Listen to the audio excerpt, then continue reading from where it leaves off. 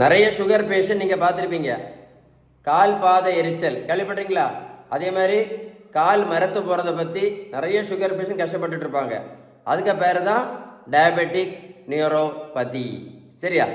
இது இந்த கால் பாத எரிச்சல் எந்த சுகர் பேஷண்ட்டுக்கு வரும் அப்படின்னா, நல்லா கேட்டுடுங்க. இந்த கால் பாத எரிச்சல் பிரச்சனை யாருக்கு, எந்த சுகர் பேஷண்ட் வரும் அப்படின்னா, இந்த பேலன்ஸ் டயட்டு ஃபாலோ பண்ணாத, இந்த பேலன்ஸ் டயட்டு கடைபிடிக்காத சுகர் பேஷண்ட்டுக்கு மட்டும்தான் இந்த பிரச்சனை வரும். அப்படி நான் சொல்லல.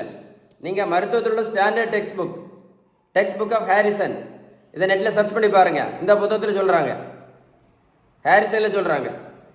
ஸோ பேலன்ஸ் டயட் ஃபாலோ பண்ணால் மட்டும்தான் இந்த இன்சுலின் ரெசிஸ்டன்ஸ் சரியாகும். இது எழுதி வச்சுக்கிடுங்க. இது சரியானதான் என்ன பிரச்சனை சரியாகும்னா, இந்த சார்பிட்டால் பிரச்சனை ரொம்ப ஆபத்தானது. இதுதான் நரம்புகள் எல்லாம் பாதிக்கக்கூடியது. இந்த சார்பிட்டால் பிரச்சனை சரியாகணும் அப்படின்னா ஒரே ஒரு வழி தான். என்ன வழி? அதுக்கு பேர், அந்த வழிக்கு பேர் என்ன?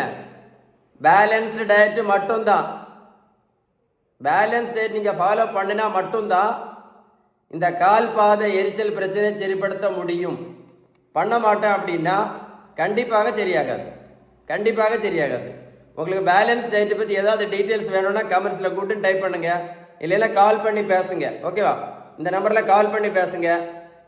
வீடியோ லைக் பண்ணி ஷேர் பண்ணிங்க அப்படின்னா இதை மாதிரி ஒரு அவேர்னஸ் வீடியோ நீங்கள் கேட்டிருக்கவே மாட்டீங்க. அவ்வளோ யூஸ்ஃபுல்லான வீடியோ.